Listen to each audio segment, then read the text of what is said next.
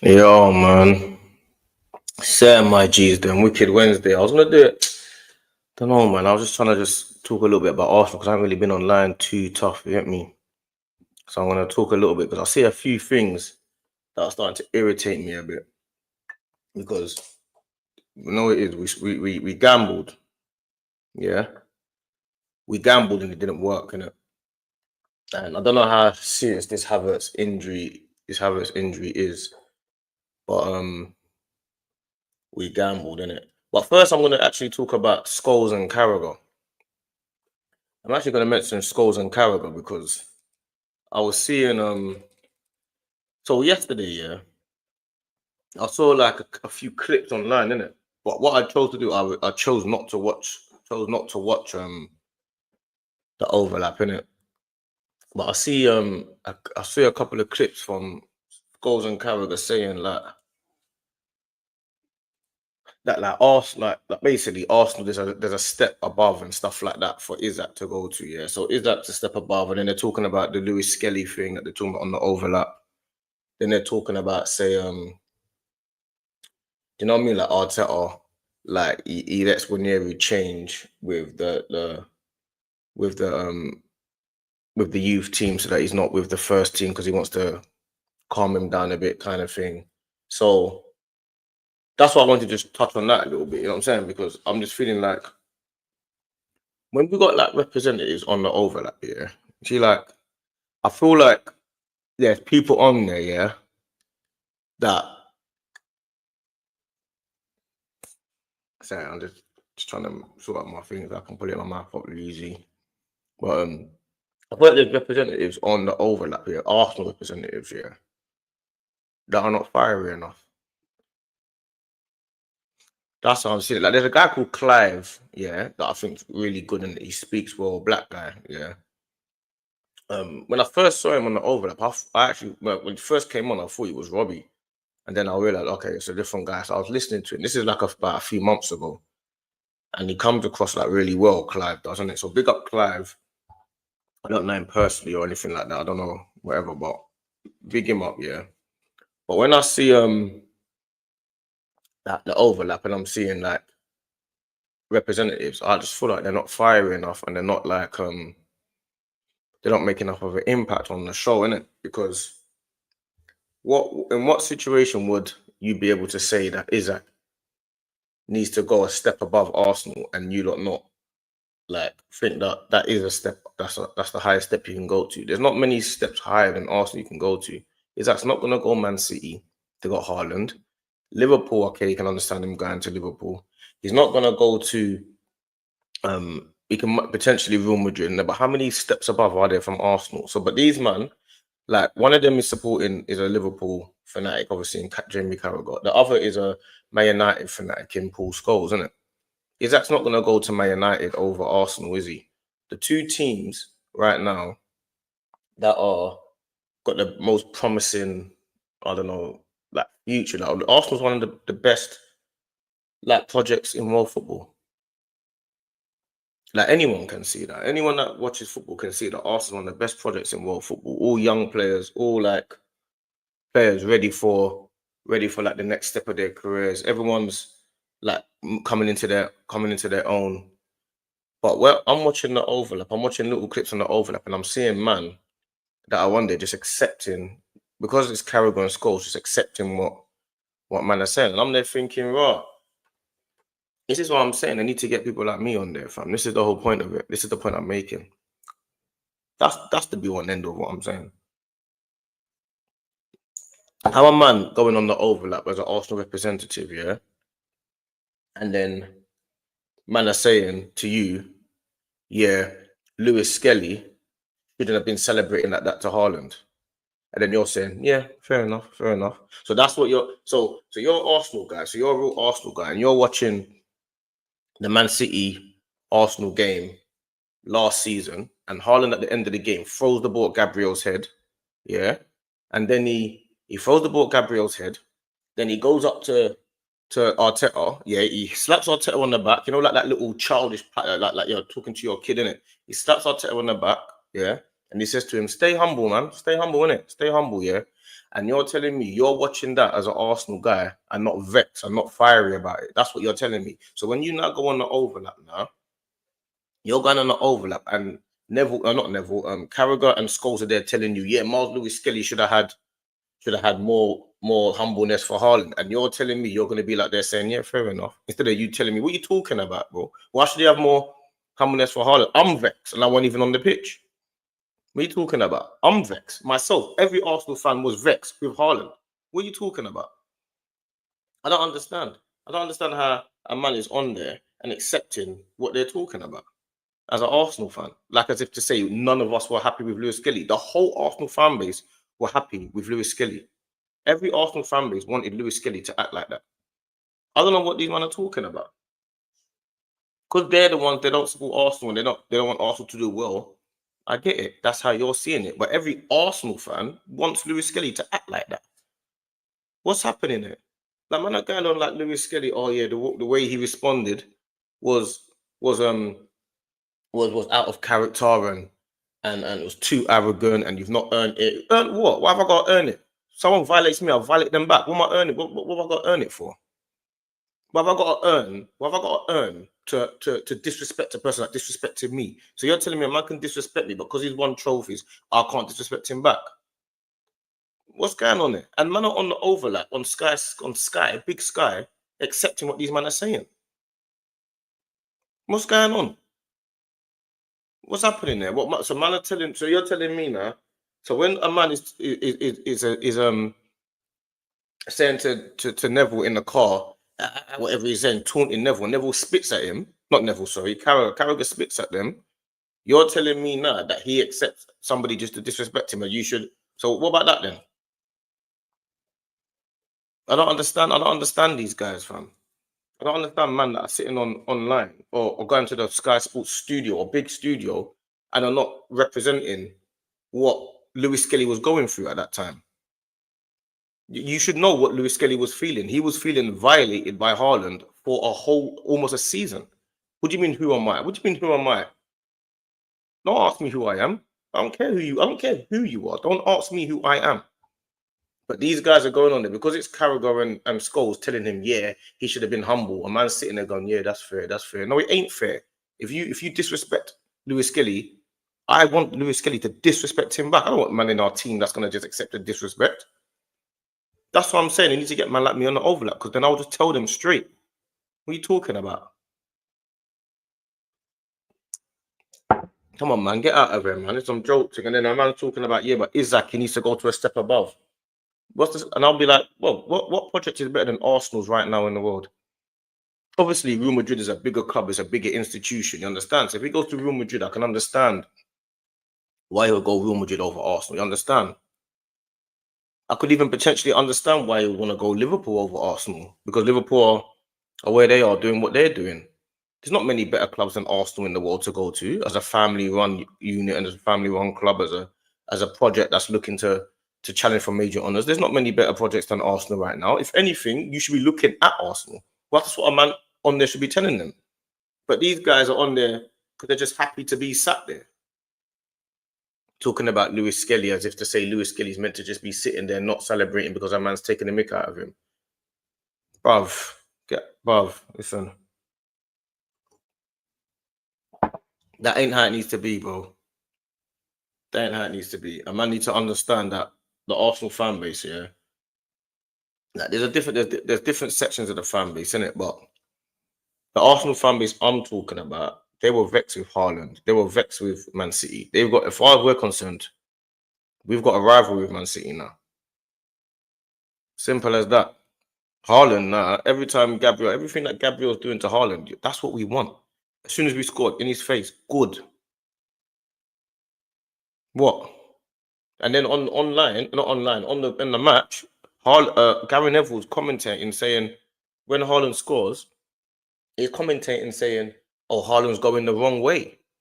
Haaland went to go and celebrate with his fans, and Gary Neville said, "Oh, he's going the wrong way. He should go back and celebrate in Gabriel's face." That's what Gary Neville said. Gary Neville said Haaland should go and celebrate in Gabriel's face. No, now I don't have a problem with if Haaland wins celebrating Gabriel's face. I ain't got a problem with that. This is rivalry. It's back to the bitterness. I'm happy with it. I don't mind that. But then you can't say he should go and celebrate in Gabriel's face. And then when Lewis-Skelly scores after that and does the Haaland celebration, you lot are criticizing him for it. Because you just told Haaland to go celebrate in Gabriel's face, innit? So I don't understand. I don't understand that. That's the part I'm confused about. But I guess that's the way of it, isn't it? Because you only want people on the overlap and stuff that it makes sense for your viewership, innit? Because obviously Carragher and Scholes can just say what they're saying, and it's fair. Obviously, to me, they said what they said and they believe what they said. You know what I'm saying? They believe what they said, innit? So believe what you're saying. I agree with the fact that they think what they think. But to me personally, if you're a guy that's representing Arsenal at the Sky Studio and these men are talking about Lewis-Skelly shouldn't be doing this, and whenever they need to calm down a bit, get out of here, man. They need to calm down a bit. They ain't calming down nothing. Why? So you're trying to curb their excellence? No way, fam. Ain't curbing no one's excellence. Because when Rooney was a youngster and Rooney was like a rugged youngster, no one was trying to curb his excellence. Do you get me? No one was trying to curb his excellence. We're not going to curb Lewis-Skelly and Ranieri. We don't need you. We don't need you lot to worry about that because you lot are not managers. You're not any of their managers, so you don't need to worry about it. Arteta has to worry about it. He's the only one that has to worry about it day to day, innit? And this is what he wants them to be like, otherwise they won't be playing. Arteta's a fiery guy, innit? That's how he is as well. So that's what he wants in his team. I don't understand. You've got people like Bernardo Silva and Rodri do this every single week. Them man are like demons on the pitch. And everyone's always, you're not even talking about these guys. Why? Because they've won stuff. Bruv. Big up you lot in the chat though, man. You get me? Because Carragher and Scholes, they obviously in the meantime, I'm still irritated with the Arsenal team because our gamble's not paying off. The gamble's not paying off. This whole next season business, oh yeah, we'll do it next season and all that, it's not paying off, bro. If Havertz is actually injured, it's not paying off. Like we're at bare bones. We're at bare bones now. We're at bare bones at the minute, and that's the issue right now. Like Havertz, if Havertz is actually injured, that's the problem. If Havertz is really injured for real, that's a big issue because, like, I don't know. Martinelli's injured. Havertz is injured. I don't know. Gamble's not paying off. Gamble's not paying off, and they're gonna have to bear the cost for that in the summer. They're gonna have to bear the cost for that in the summer because you can't keep shortchanging the fans. I'm not worried about shortchanging Arteta because Arteta's had more than enough money to spend. Don't let a lot of these like online Arsenal fans act like Arteta hasn't been backed in it. Arteta's had more than enough money to spend. He's had a lot of successes. He's had a lot of failures. Man like Lokonga, Tavares, Fabio Vieira. You've had a lot of those. You've had a lot of those Fabio Vieiras and Lokongas and Tavares. So don't let people make you feel like Arteta hasn't been backed because he has. He's been backed. He's been backed enough. And there's a big difference between, say, like you've decided that you're gonna go and buy Havertz for 65 million. Now, I'm not to say that he hasn't been a good signing, but that's a choice that Arteta made, isn't it? He wanted Havertz for 65 million pounds, so he bought him for 65 million. So if you factor all of these things in, you can't say that he ain't been backed. Like all of this 700 million, 800 million, that's a myth. Forget all of that because obviously you have to rebuild the squad. You gotta do those type of things. But don't like he's the one who bought Ramsdale and then decided I need a new keeper. So don't this whole Arteta hasn't been backed or we need to throw more money at it every time. It's not just about throwing more money at it because Newcastle have bought cleverly. Like everything that Newcastle have done, I don't remember many of their signings being failures. Do you understand? Even Brighton. Look at teams like Brighton. teams like Bournemouth, those teams they're buying cleverly. We're trying to now look at, like, I see Daniel Levy come out the other day talking about how we need to look at teams like Brighton and that to see like what they use. And I'm thinking, yeah, I understand why you would say that, because they're like buying gems, isn't it? But where are the gems from the top clubs? The last gem that Arsenal had, the last gem that I remember was Gabriel. Obviously, Saliba was already with Fofana. They were doing what they were doing at Centre, and I know they weren't. He's still a gem, but people kind of knew that he might be quite good. But the last one I remember was Gabriel. I'm talking about Magalhaes, centre back. I'm saying that's probably the last super gem that we've had. What other gems have we had? I don't remember the last. I'm not talking about youth players. I'm talking about like that we buy. Martinelli, potential gem, but I don't know, man. I feel like we need to, don't let people like make you feel that Arteta hasn't been backed. He's had more than enough money to look at the failures. He's had a lot of failures as well. He's had a lot of failures. I mean, Fabio Vieira for 40 odd million is a bad signing. 40 odd million is a lot of money. Like, I'm expecting a 40 odd million player to be giving Odegaard the run for his money for that spot. That's the truth of it. Havertz for 65 million he's been a good signing for Arsenal, but it's bad in pound for pound signing. You understand? But he's been a good signing for Arsenal. So don't let people make you feel that Arteta hasn't been backed. He's been backed. Tavares, Lokonga. These players are players that he bought. Ramsdale. These are players that we've bought. That's a good 100 million, maybe 100 something million that we've spent on these players. So don't make you think that he hasn't been backed. These owners have backed Arteta all the way. They backed him when they got rid of Aubameyang and they got rid of Ozil and all those guys. They backed him all the way. They believed in him and they backed him.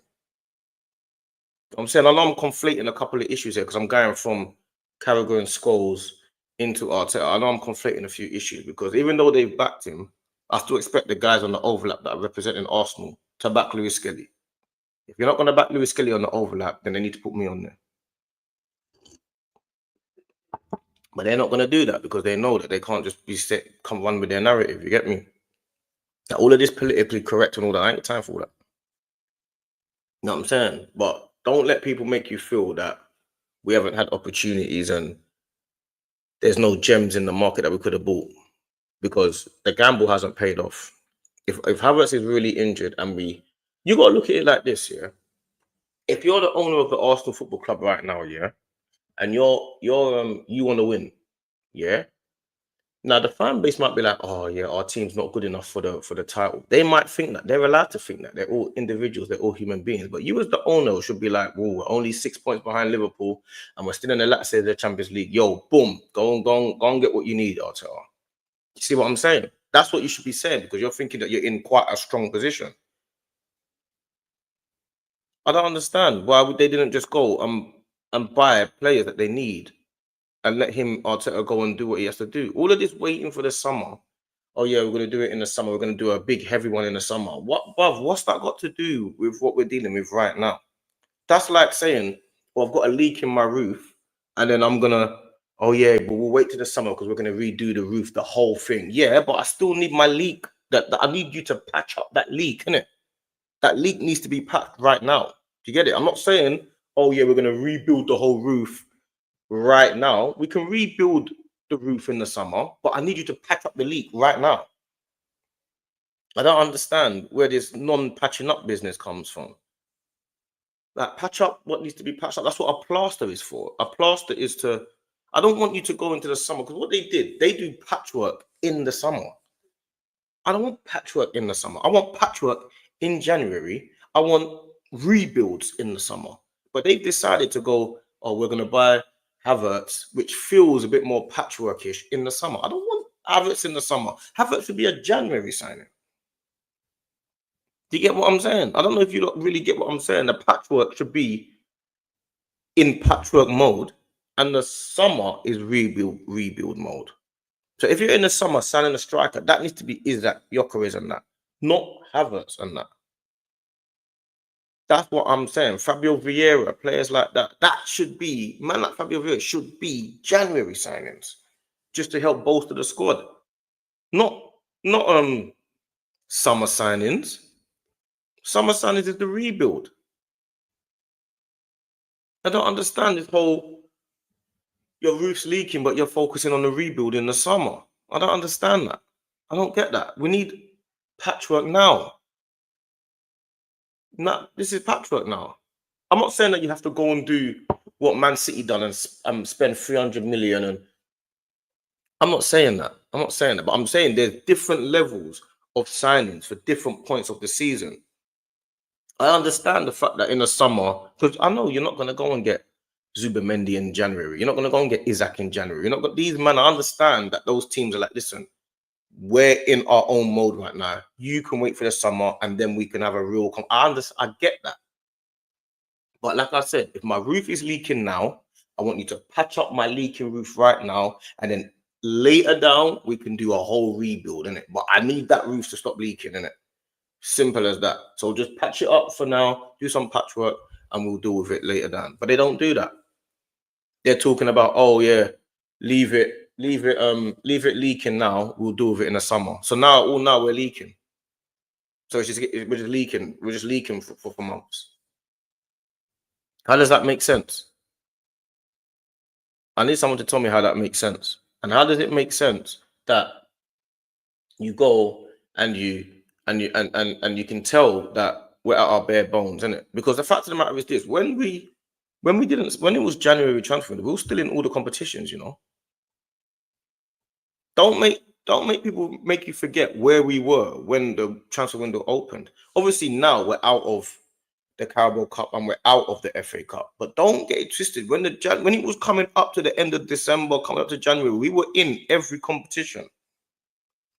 So if you're owner and you're Arteta and you're sitting down and whatever sporting director, whoever is playing that role, and you're sitting down in I don't know, you might be on WhatsApp groups, or you might be on a few Skype calls, and they're having conversations with you like, yeah, what we saying, what do we need? At this point, we're in every competition still. We're in every competition. You're in the Premier League still, the title race, regardless of what the fans think. Forget what the fans think. You're the owner, you're the manager. You still believe you're in a title race. We're in the latter stages of the Champions League. We're in the Carabao Cup still. We've got Newcastle in the Carabao Cup. I don't even think the first leg had been played at this point. And we've still got Man United in the FA Cup. We're in 4 competitions. And you're telling me in not 4 competitions, you're not saying to Arteta, yo, listen, let's go and put down some big bids for a few players that we feel like are good patchwork players, but can help you in the summer anyway, like Semenyo.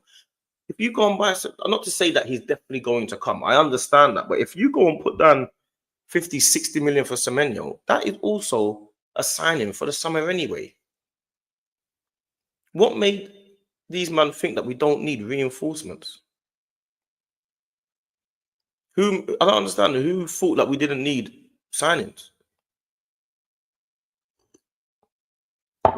I need to know why they think we didn't need signings. I know, like, we got like when Neri stepped up, understand? And I understand that Lewis-Skelly stepped up. I understand that, and but that to me, the fact that they've stepped up is a bonus. Like, you can't say to me now, oh yeah, we've got 2 18-year-olds, so now we're going to push for the title because we've got 2 18-year-olds that are performing now. No, bro. Them man should be squad players. I don't care how good they're performing. There's always this thing of like, oh yeah, they're performing well. Because I remember before people kept saying, oh, we need to find a spot for him in the team. No, we don't have to find a spot for him in the team. Why have we got to find a spot for him? He's a bench player that can come on and do his young boy thing. He's not a player that we have to look at to be like, yeah, we need to find a spot for him in the team now. No, we don't. At some point we do, if he keeps performing. But it's not right now we've got to start finding a spot for him in the team. He's a young boy that is a squad player. He can take Fabio Vieira's spot. I understand that. But who is going to take the starting spot on the left? Because we need a starting left winger. Martinelli and Trossard. Our bench should be Martinelli, Trossard, Wanyeri, Havertz. That should be our bench. Do you get it? Like people like Zinchenko, Kivior, them man should all be on the bench. I'm even getting to the point where people like Marino and that should be on the bench. Then you've got a good squad. But Waneri and Lewis-Skelly, if they're playing well, cool. But that should be the basis of a squad team. That should be the bench players on our team. They should not be looking at no one should be looking at Waneri and Lewis-Skelly like, yeah, that we've got two brilliant players now. We don't need to sign anyone. Nah. That's not how you see it. We can't be looking at not signing anyone because Waneri's playing well or Lewis-Skelly's playing well. We signed Calafiori for that reason. We've got Calafiori and we've got Lewis-Skelly. Lewis-Skelly is performing well, cool. But it doesn't mean because Lewis-Skelly and Waneri are playing quite well for young players that we don't need to sign players. We can't be talking about title challenges with 18-year-olds. We haven't even won it with 23, 24-year-olds. I don't understand. Now Havertz is injured, the guy that you rested your laurels on. Now I don't know how injured he's gonna be for, but now he's injured. Now all of a sudden you got an injured player. Now what's our midfield? What's our attack now? Waneri right wing, Martinelli left, Trossard up top, or he might play Trossard left, Waneri up top, Martinelli right. That ain't good enough.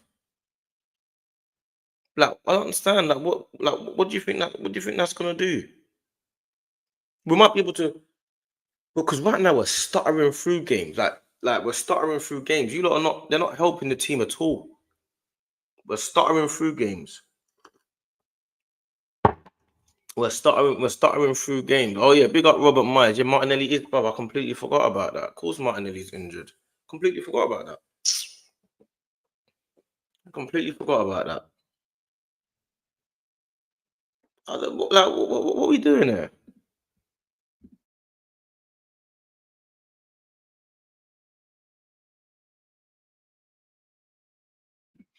Sorry, I'm just ill, man. I'm just recovering from birthday weekend, but it's a mess what happened this weekend, but okay, it's Trossard, Waneri, and Sterling. They're the three players that we'll have right now. Yeah, that's nice. That's well and good having Trossard, Waneri, and Sterling. Is that gonna get us through? Because we've got our fixtures, yeah. We've got a mixture of fixtures, isn't it? So this is our fixture list because it's quite up and down. Yeah, and obviously I know Saka's coming back, but I'm not trying to have Saka coming back and he's immediately into the firing line. Expectations. I'm not trying to do that. You're trying to ease players in and like you want them to come into a well-oiled machine. This is not no well-oiled machine right now. Because one thing that we haven't had that people are not ready for, we ain't had. If our centre backs get injured, what do we do then? We ain't had that yet. We ain't had Rice and Partey injured because if Rice and Partey injured at the same time, we're in a terrible spot. That's one thing we haven't had. So that's what we need to start remembering because it's all well and good having players that are in the team now that are playing okay and we're just getting through games, but that's because they've got the whole base behind them. Now you got Rice, Partey, Odegaard, you got Saliba, Gabriel, so you've got a whole unit behind them. You know what I'm saying? It's just the front that's a bit disjointed. But if the behind us starts getting a bit disjointed, bruv, what do you think is going to happen to the attack? What do you think happens?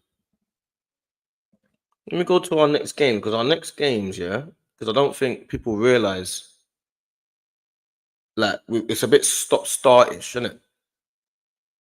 So our next games are first game. So this weekend we've got Leicester away. Yeah. Now I'm not even going to get into whether we win or not because I hope we do. But every game's hard, isn't it? I'm not one of them man that say yeah we should win that, lose that. So we've got Leicester away. Yeah.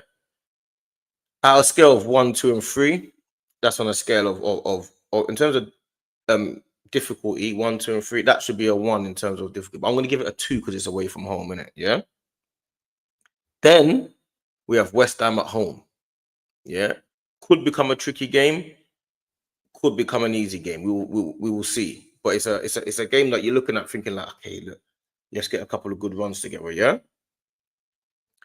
Then we've got Nottingham Forest away. One of the hardest games in the league right now. Simple as that. Then we have Man United away. Regardless of the situation, that is not an easy game. Yeah? Then we have Chelsea. So we've got 5 games that are like and Ari. It's tricky, isn't it? No one really knows what's going to happen in these 5 games. You know what I'm saying? Because we definitely can beat Man United away. We can definitely beat Chelsea at home. We can definitely beat these teams, but we can also draw with these teams or potentially have a loss with some of these teams.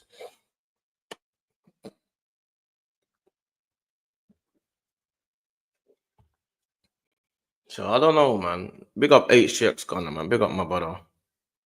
Put Gabriel Magalhaes up front. He's our top scorer anyway.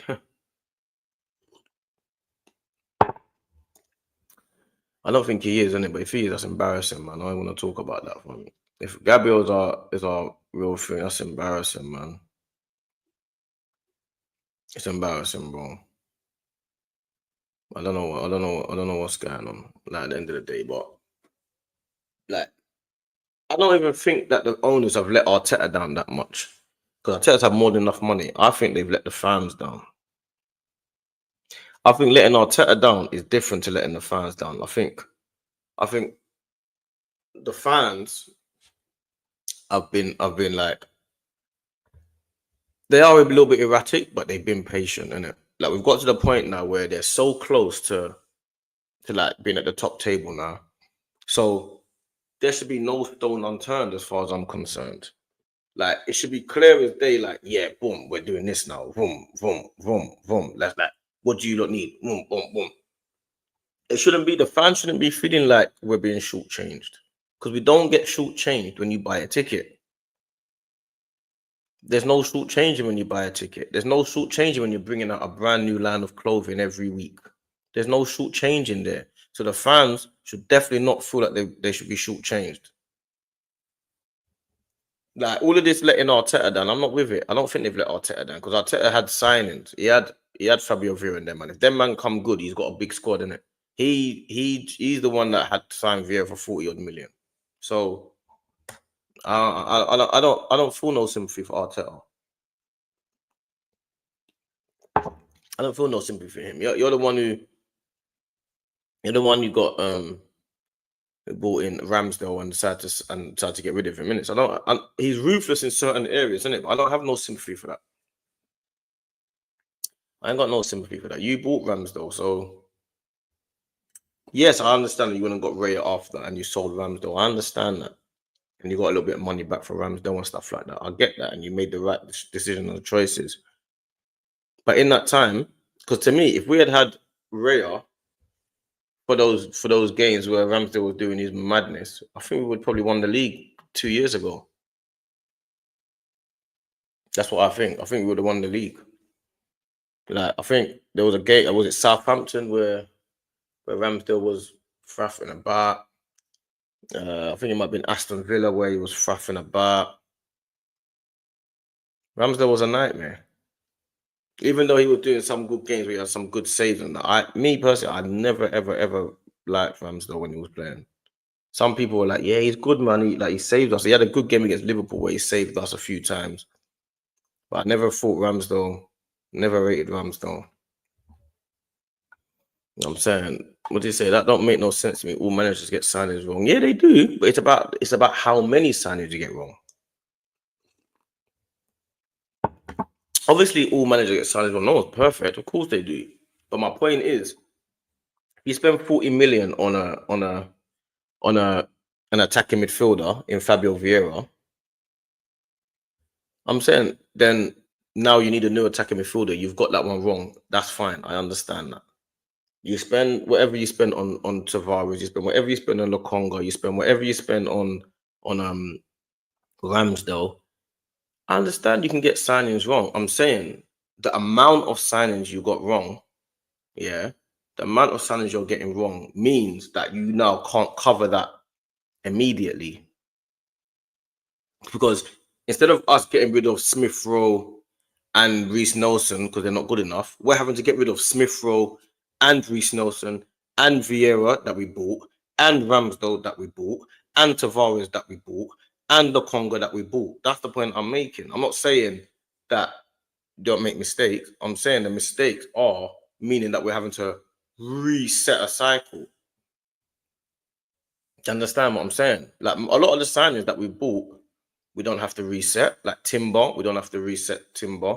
Ben White, we don't have to reset with Ben White. Raya now, we don't have to reset. So even if Raya's having a few bad games, it's not like we have to go and buy a brand new keeper because we know what base level he's at. Ramsdale, how can you buy a player and then have to buy a brand new player? How does that make sense? How many players do you buy that you have to now replace? I'm not saying everyone has to start. If Fabio Vieira was even performing at a certain level, he'd still be in the squad. He'd still be in the squad. I'm talking about having to replace a whole new player. You buy Ramsdale this season, you have him, now you have to buy a whole new player. That's crazy to me. That don't make no sense. It's like buying a pair of trainers and then next week you got to buy a brand new pair of the same trainers. Which means that if you had to buy a brand new pair of the same trainers next week, it's probably going to be Air Forces and you probably was out and about in them and they're all mashed up now. That's what it is, isn't it? If you buy a bike, you're gonna have to buy a whole new bike next week, which means that you went and done some crazy stuff with the bike, innit? So what it means is, and I know Arteta's like we're learning on the job. I understand that this is his first job. He's learning on the job and stuff like that. So I do get that, you know what I'm saying? But having to buy a whole new player for that position is crazy for me. It's crazy for me. Fabio Vieira should easily be an easy squad player by now. We've ended up loaning him out. So there's obviously something wrong there. Something missing there, isn't there? I'm saying our squad is like, I don't think our squad is not. Our squad is a good squad. Our squad is a good squad, but even now, like we're having to like think about players that are playing their best. Like we're thinking about Zubimendi to kind of half replace Partey and stuff like that. Bruv, Partey's our best player. Like I understand the Zubimendi needs to come in because it's an option to get Zubimendi in your team. I understand that, but that's the least of our worries right now. Partey's the least of our worries. Least of our worries. Our issue right now is a striker. We need a striker, yeah. Our issue right now is a left winger. Like, I don't know. Maybe to me, getting Semenyo is just clear as day who we should be buying. I don't know what else anyone's seeing for me. Semenyo's clear as day, a player that we should just be buying.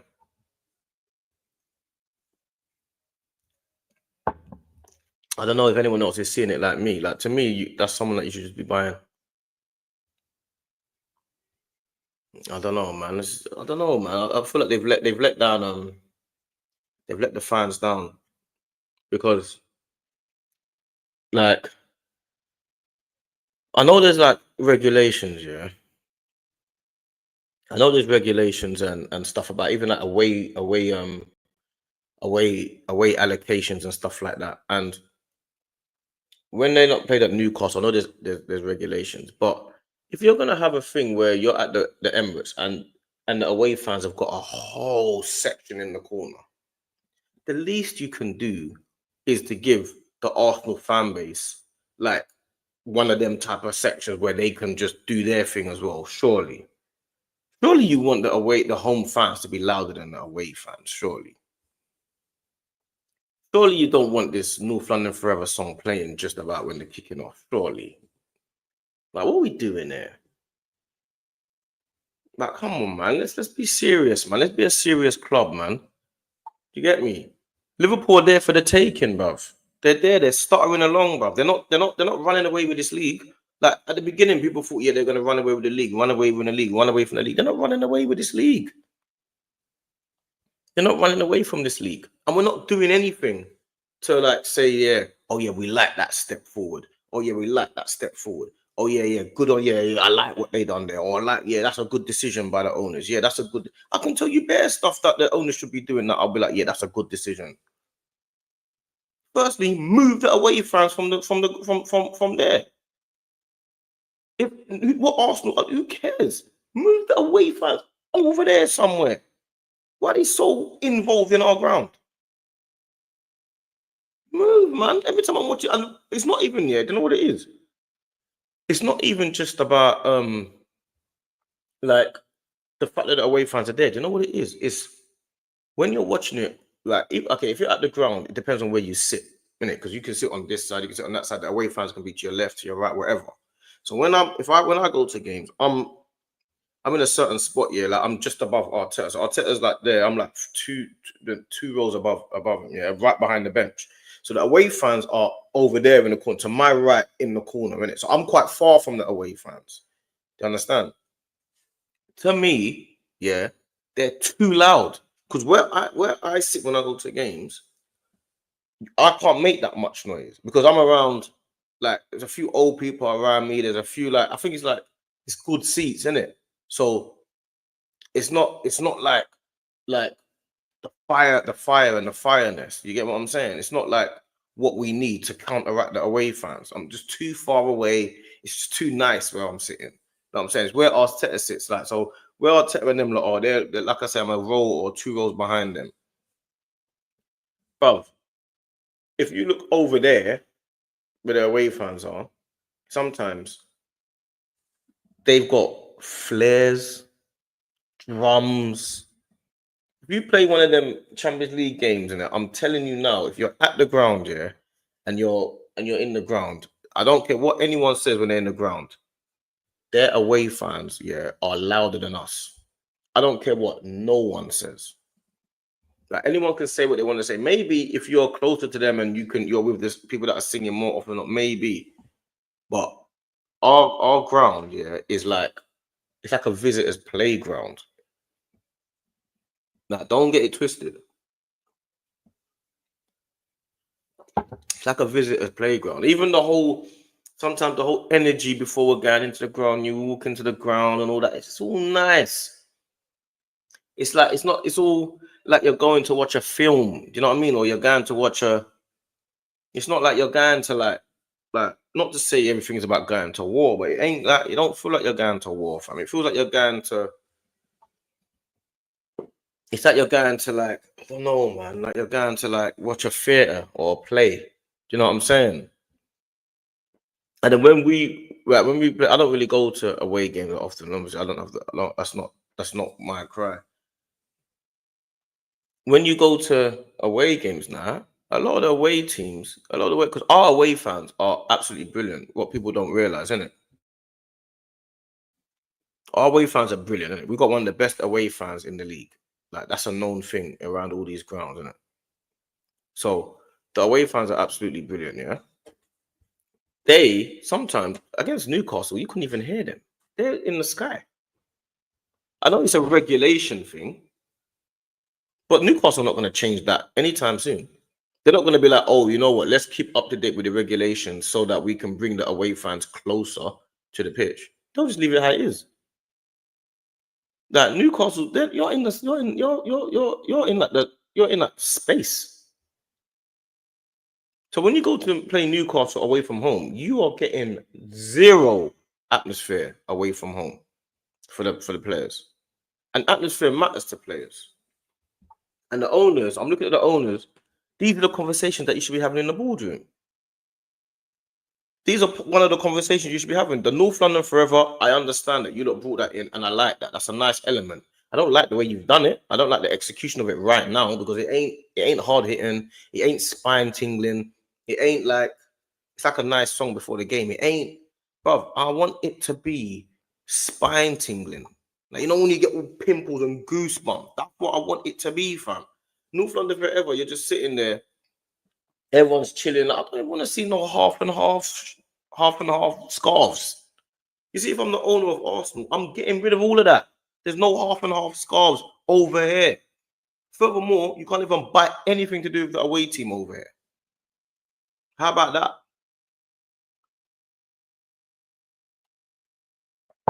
Too many half, and I even see it online. I see when men are online and they're talking about the game and stuff. That sometimes I watch AFTV and I see people behind them when the people behind that are watching, they got half and half scarves on. I mean, get out of here with a half and half. What you got? Arsenal there, Chelsea, move, man. Move, bro. Why? I don't understand. If you want to buy a half and half scarf, order it online and bring it to your house. I want to see no half and half scarves at the game. Like, what's going on? Some jolting, fam. Half and half scarf at the game, bro. It's not jolting, bro. This is war, fam. People take football too nicely, like it's not serious enough. I don't know. Maybe it's just me, innit? That's how I see it, bro. Like, there's a lot of people that take their time and energy out the day. They spend their hard-earned cash. They go to work. They travel all around the world, all around the country, and they put all their effort into this as their football team. People are breaking up with their fiancés, and they don't see their kids. And then you can just come from, like I said it before, yeah. Sometimes I get tickets. Sometimes I go to like box seats and the tickets come from someone that doesn't even support Arsenal. Because of his business has got some sort of relationship with the Arsenal, he's got a box. Like, he's got a box thing. You got like, you go there, you got all the nice food. Because I don't know if people realize what it's like when you go to like the Emirates, and the Emirates is like a hotel. So I don't know if people actually understand when you go to the Emirates and you get like exclusive tickets and that. It's like there's different tiers in it. It's like a proper hotel. You go there, it's like a 5-star restaurant. Like, you get like the nicest food that you can get. It's like a real middle to upper class place, isn't it? Like, then you go out there, then you come upstairs. There's like a nice little bar bit there. Then there's beautiful food. There's beautiful tables. Then you go to the next bit. Then there's a nice sliding door. Then you got some nice seats and all that. Too nice. Everything's too nice. I'm there thinking, raw. This is that because I can go whenever I want to go with them, but I'm thinking, raw, you lot go every week, and you lot don't even care about Arsenal. So you got a whole heap of, and I'm imagining that this is happening all the time. You got a whole heap of man that are getting privileges at Arsenal that don't care about the game because it makes sense for them to be at the club. That's the ethos of our club. That's the ethos of our club. So when you have half and half scarves, and when you have the away fans that are right beside the pitch, and when you have North London Forever, that is a nice song for the ground. These are all the mentality of a club that is not going to war. When you have a new line of jackets every other week, why are you so focused on the kit so much? Why are you not so focused on the kit so much? What? And then when these things happen, you're gonna go then to sit down in January, yeah, have a conversation with the owners and stuff, and you're talking to each other on Skype call, and you've decided that you're not gonna buy players because you're gonna decide to do a rebuild in the summer. So a rebuild in the summer is more important than your leaking roof now. So you got a leaking roof now. You don't want to patch it up right now because you're going to do a rebuild in the summer. So let's just let our roof leak right now, innit, and do a rebuild later. Everyone makes mistakes, innit? Everyone makes mistakes. Everyone like gets things wrong, yeah. But I expect to see you rectifying your mistakes and rectifying where you've gone wrong, innit? If you know that you're in a situation where, okay, we've made this mistake here or we've made that mistake there, I expect you to now show us some proactiveness. Like, I want you to be proactive. I don't want you to be reactive. I want you to look at it and be like, okay, we've made a few mistakes there. What do you need? Let's go and get this. Let's go and sort that out. Everybody, the whole world knows we've got no attackers. Martinelli's injured. Saka's injured. Havertz is not injured. Sterling hasn't performed this season so far. So our next game, we're going to have Sterling, Waneri, and who up front? And Trossard for the whole 90 minutes. Then we're going to go Man United away and try and win the game with those three up front. We've already lost to Man United this season. I know everyone keeps saying, "Oh yeah, they beat us on penalties." It don't matter. They still beat us, bruv. They knocked us out. It's what it is. I don't care about, oh, we didn't lose. Sometimes I'm online. I'm talking to people. People are like, yeah, but they didn't. Yeah, but we actually drew in 90 minutes. I don't care about that. We lost to them.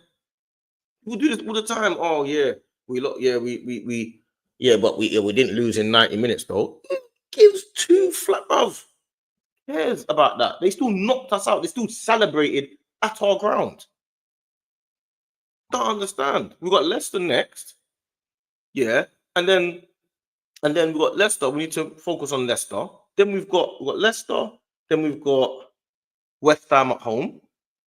Then we've got Man United. I think Man United. Then Chelsea. That's what I think the thing is. I already just said it out anyway. But to me, like, there's no guarantee that we're beating Leicester away from home because we've got no attack. Now you're relying on Sterling to come good.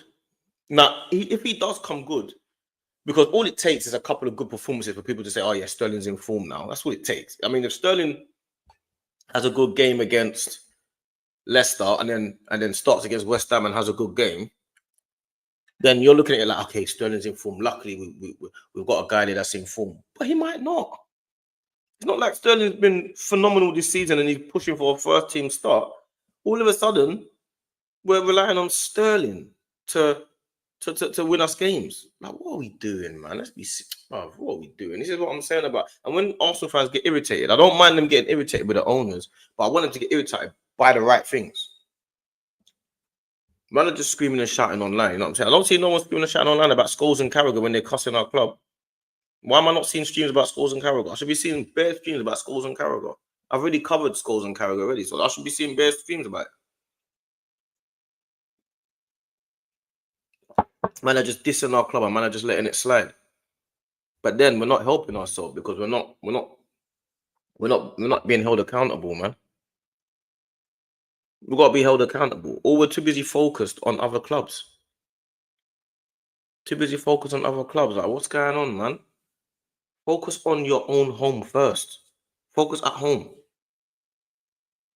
Havertz is injured. Now, all of a sudden, you're going to see the difference when Havertz is not playing. And Havertz is not even... Havertz should be a squad player. Havertz being injured should feel the same way it feels like Kivior being injured. That's how it's meant to feel. But now it feels like we're in a crisis. Martinelli being injured should feel the same way as it feels about Zinchenko being injured or Tomiyasu being injured. But it doesn't. Havertz being injured makes it, to us, it feels like Isak's injured. We're like, oh, Havertz is not playing, man. But we shouldn't be feeling like that with Havertz. Like, it feels like Havertz is just important as Saka. How are we in this position where we're second in the league? Because even though we're having, like, it feels like we're not having a good season, we're still right there. We're still right second in the league, and we're still in the last stages of Champions League. And it feels like Havertz is just as important as Saka. How does that work? How do you have a striker like Havertz as important as Saka in your team? Yeah, above. How does that work? Like, I don't understand how it gets to the point where you got Jesus that's out and you're thinking it's a crisis, or you got like Marino, people like Marino and man like that. Do you know how much of a bench player that should be? Like, that should be a standard bench player. Trossard, standard bench player. Yes, if he plays well, you can start, you can come in the team and stuff like that. And Trossard's been a good signing. Havertz has been a good signing, but I'm talking about pound for pound.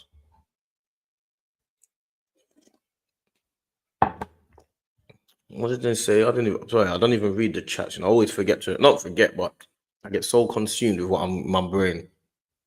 Arsene Wenger, Ian Wright, and Thierry Henry sold you all Arsenal fans a dream. They didn't sell us a dream because When that happened, when that was going on, we were signing gems, innit? Arsene Wenger was signing gems. Like, don't think that when Henry came to Arsenal, he struggled for ages. If he was in this day and age now, in this thing, he would be talking about Henry's a flop for ages, for a good couple of years. We'd be like, oh, Henry's a flop and all of this. That's what would be going on. But there was social media wasn't as prominent back then, so he had time to work on himself and become who he became and train and work, and it was brilliant coaching from Wenger, innit? Wenger's basically coached one of the greatest players of all time. That's basically what he's done. He definitely coached the greatest Premier League player of all time. So even if, let's imagine you didn't win anything like that, you've left a legacy that is almost untouchable. That's what I'm talking about. Creating legacies that are untouchable. That's what we've got to do in this team. You're not going to create legacies that are untouchable with players like Havertz, with people like Marino. You're not creating no untouchable legacies with these guys, fam. Like, what are we trying to do? Are we trying to create things that you like? Bro, you like someone like Wenger, yeah, and someone like Guardiola. Those guys, like, the way they think, yeah, is so abnormal to how normal people think. That's what people probably don't understand. Like, these guys, they think like, well, we're here for one time, we're only here for a little bit. I've got to create something that's never been seen before. Do you understand? That's why Guardiola was doing his whole, when he was at Barcelona, 7 seconds, we've got to get the ball back in 7 seconds. Like, we will never see a team maybe as dominant on the ball as that Barcelona team that he created. We might never, in our generation anyway, we might never see a team as good as a player as good as Messi again. These guys are creating things that will never be seen again. That's what they're trying to do. How are we going to do that in this day and age with buying people like Havertz and Trossard? That's what I'm talking about. Can't you find players that you're looking at thinking, yeah, I can create something extravagant with you? Semenyo, I'm looking at Semenyo thinking, you look like you could really become a real problem for any team in the world. If Semenyo comes to Arsenal, I ain't thinking, oh, he ain't gonna rip to shreds Real Madrid. I'm thinking he might rip to shreds their right back, you know. That's how I'm seeing Semenyo.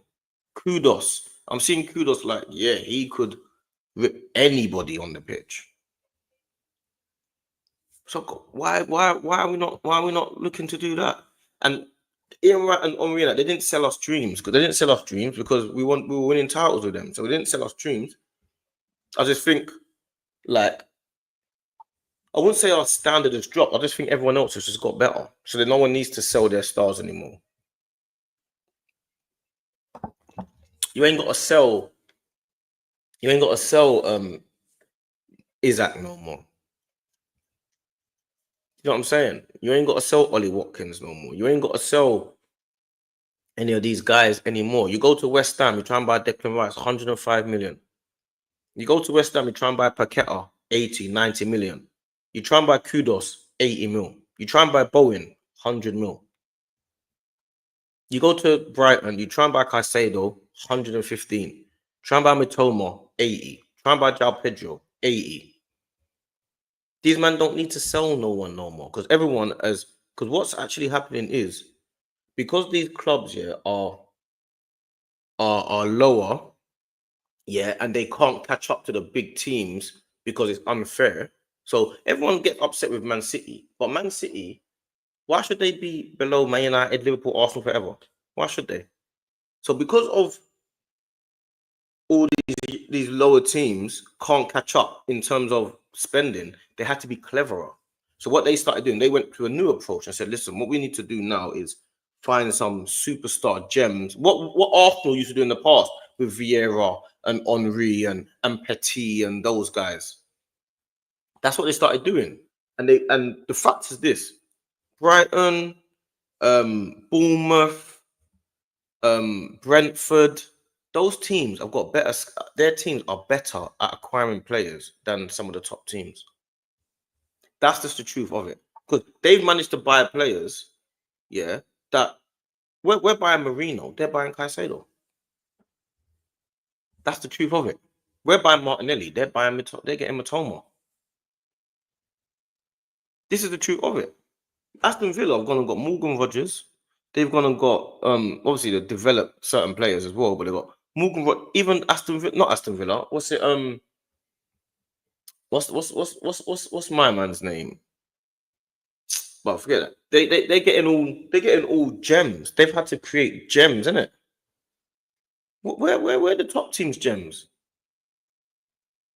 Why are the top teams not acquiring gems? Every top team is buying man like Gvardio, 80, 90 million pounds. We're buying players like Declan Rice, 105 million pounds. We're buying like why are we buying all these heavy hitters, but we can't find no gems? I don't understand it. So you're not really scouting, really, are you? Not scouting. You're just like picking off and that's why the bottom teams are catching up to the top teams.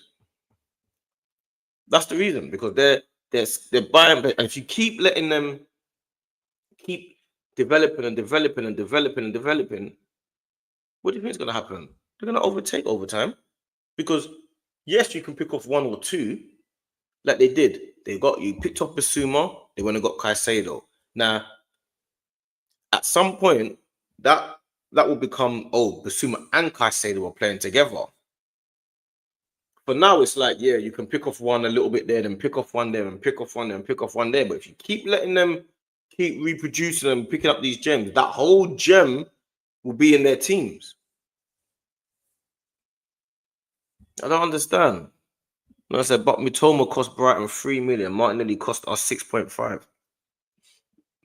That's the point I'm making, bro. And I'm not saying that Martinelli's not been like a fairly good signing for 6.5 million, because of course he has.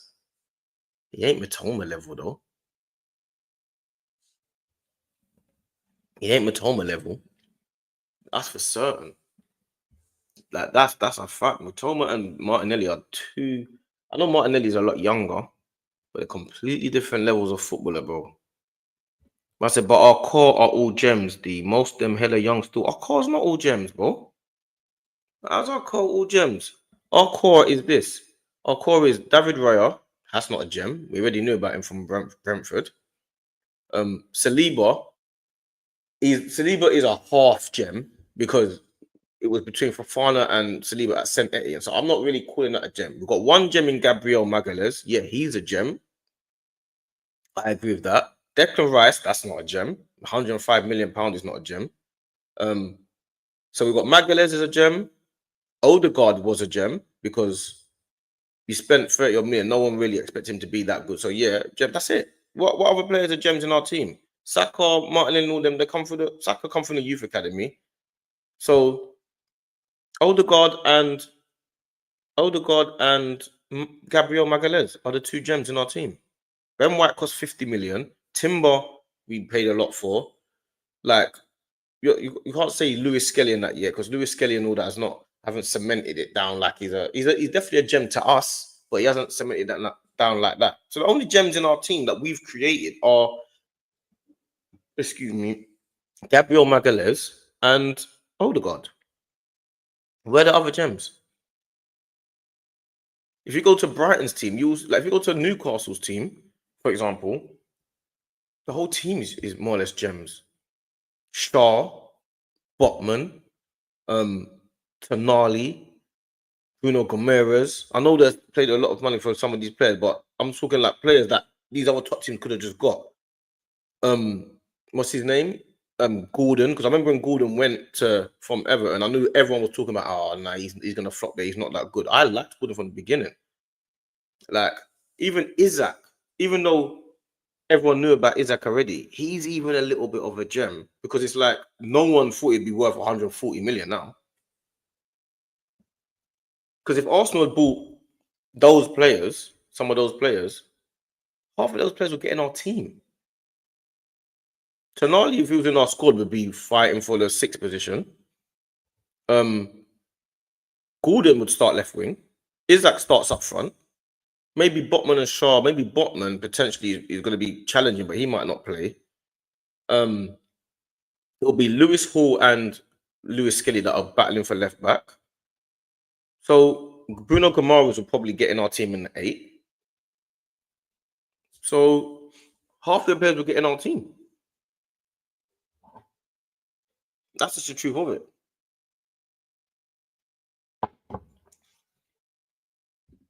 Man said only 3 Newcastle guys. What do you mean only 3 Newcastle guys? Only 3 Newcastle guys are what? What do you mean only 3 Newcastle guys? What do you mean by that, my bro? I put my charger in because sometimes I forget to put my charger in, you get me? What do you mean by only 3 Newcastle guys? I don't know what you mean, bro. Oh, only 3 Newcastle guys get in our 11. Only 3 Newcastle guys get in our 11, yeah? So, okay, so Isaac, Gordon, and who? Bruno Gomes? I'm assuming that's the 3 you're talking about. So let's imagine you put those 3 in our squad. My point is, if you have, say, Tonali in our squad, he will be battling for a starting berth as well. If you have, say, Joe Linton in our squad, he's also going to be battling for a starting berth. If you put in, say, Lewis Hall in our squad, he would also be battling for a left back spot. That's the point I'm making. I'm not saying that those players are better than our players. I'm saying they would be battling for positions in our squad. They've got 5 or 6 players that are battling for a starting berth in our squad, bro. I don't think people are realizing that they've acquired so well Newcastle, and it's not just Newcastle. It's like look at what Liverpool have done. If you do that, if you look at Liverpool, what Liverpool have done, McAllister. Yeah, even Sabozla's coming good now, but I'm not going to put him in that yet. He needs to do it for a little bit longer. McAllister, you got Gravenberch. No one even thinking about Gravenberch like that. Look at Gravenberch this season. Luis Diaz. Look at Luis Diaz is doing. They've even got a Conor Bradley at right back. They're acquiring, like, you got to be clever now in the transfer market, innit? You got to be clever, and I feel like there's a few players that it's obvious that you can be clever with. Me personally, like, I feel like you can be clever with Semenyo. I feel like you could be quite, like, I feel like that should have been. I think that should have been. I personally think Semenyo should have been our #1 target in the January transfer window. That's what I believe. I believe it would have made a whole heap of sense to just completely and utterly just focus on Semenyo. I don't know why we didn't just focus on Semenyo. Say, listen, we need some attacking reinforcements. Let's focus on Semenyo. But I feel like we're kind of worried about stunting other players' growth, innit? So I don't really know, man. I don't really know. We're just relying on Liverpool dropping points, but we need to still relying on Liverpool dropping points, which I know we have to do. We should be aiming to catch them up. Different. It's 2 different mentalities. Looking at Liverpool and hoping they drop points, or looking at the Arsenal saying, "Bruv, we're going to beat this team, beat that team, beat that." There's 2 different mentalities. That's why Liverpool fans are not worried when Arsenal are chasing them. They're more worried about Man City chasing them. Can't allow another team to think like that about you, man. Come on, man. Let's be serious, man. It's not only 3 Newcastle guys. Only 3 Newcastle guys that you think might get in. Yes, I understand that. But it's not only 3 Newcastle guys that get into our team like that, man. A lot of their players would be giving us problems if they were in our team. And that's the truth of it. That is the truth of it. This is the situation that we're in. You know what I'm saying? Make sure you are liking, subscribing, though. I don't know. Make sure you are liking, subscribing. We got Neto as a goalkeeper that is like, I don't know. Obviously, I'm not gonna start hammering Neto as a goalkeeper, but his first game in the Champions League against Girona was pure FIFA glitch. Pure FIFA glitches, man. So I don't know. Big up rookie, man. We really left ourselves short. We didn't leave ourselves short. We left ourselves more than short.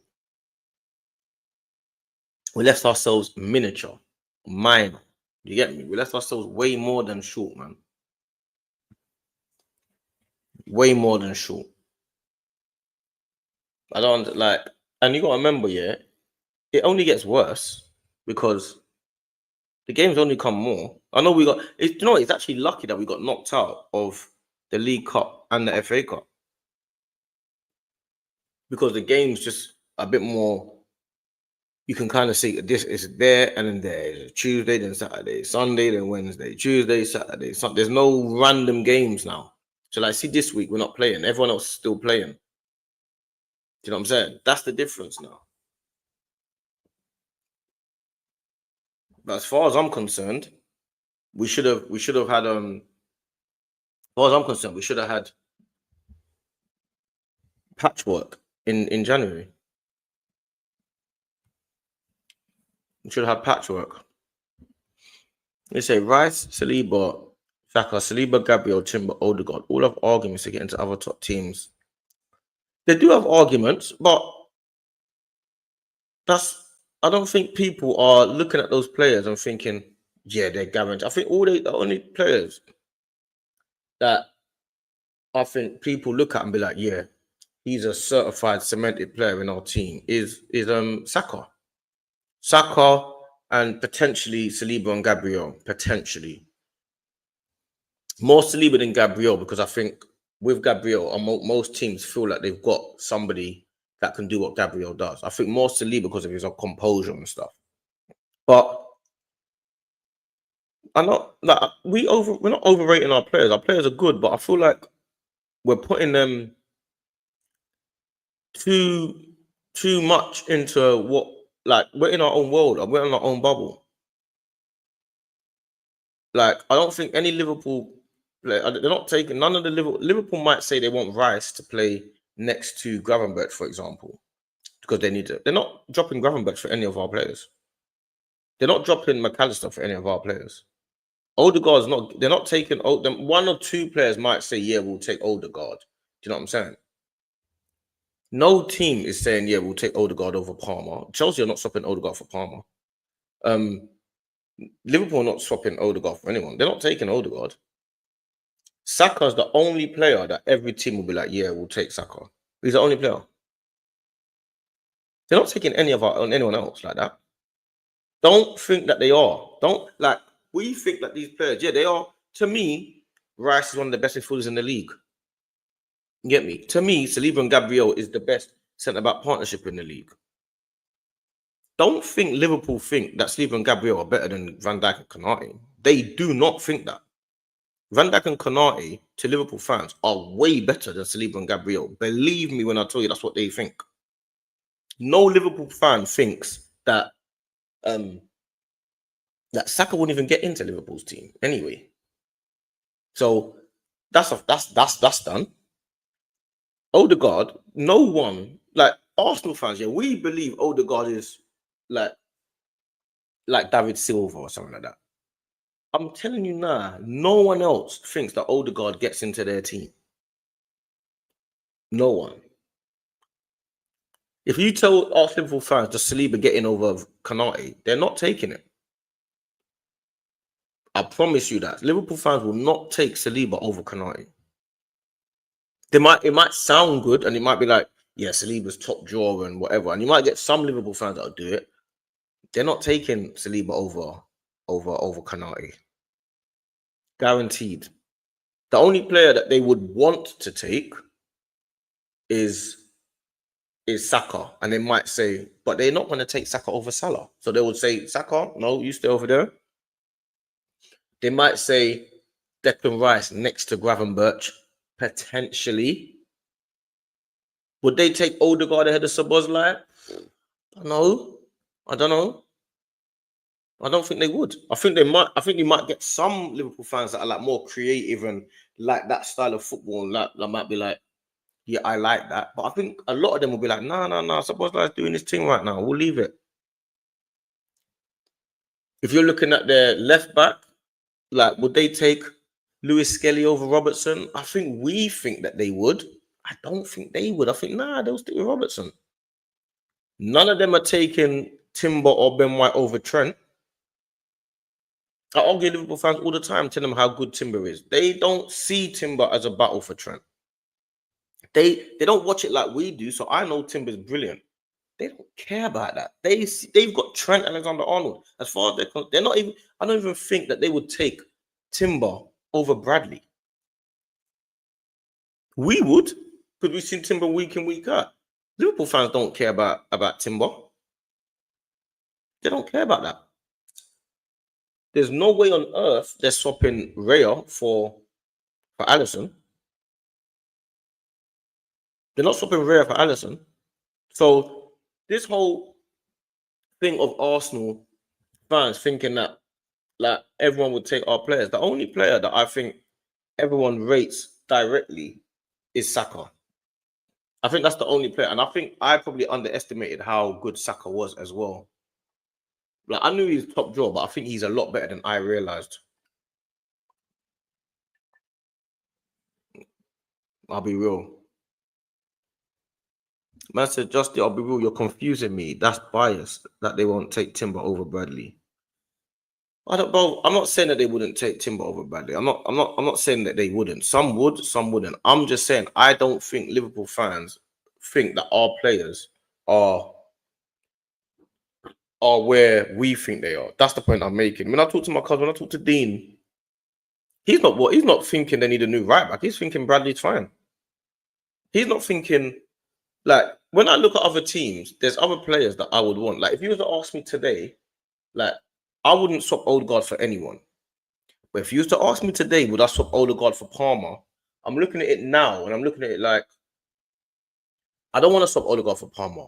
But Palmer is, like, he's going to score an assist a lot more than Odegaard. Now, Odegaard, to me, was last year and the year before, I was thinking Odegaard is one of the best players in the world in his position. There's no denying it. He's the guy. Simple as that. Yeah? I'm getting to the point now where I'm having to start looking at it and G-checking myself, thinking, would I actually swap Palmer for Odegaard? Like, would I want Palmer in my team to put the ball in the net? Because Palmer puts that ball in the net. I might not, but I also might. I don't think the gap is as big as I thought it was. Now, the gap is different in terms of when Odegaard plays well and when Palmer plays well. Yeah, Odegaard is the way he plays, what he does is different to what Palmer does. If Odegaard plays well, he's dictating the whole game, and I feel like that is you can't. There's no substitute for that. If Palmer plays well, he scores a hat trick. That's I think the difference. So it depends on the preferences, but I don't think Chelsea fans are swapping Palmer for Odegaard. That's for certain. That's for certain. Chelsea fans are not swapping Palmer for Odegaard. Chelsea fans, yeah, if you were to ask them today, would they swap Martinelli for Sancho? I bet you they tell you no. I bet you they tell you no.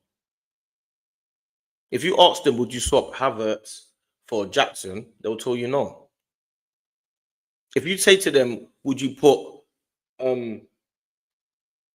Declan Rice, I bet you any money, Chelsea fans will tell you Declan Rice don't get in their team when all their players are fit.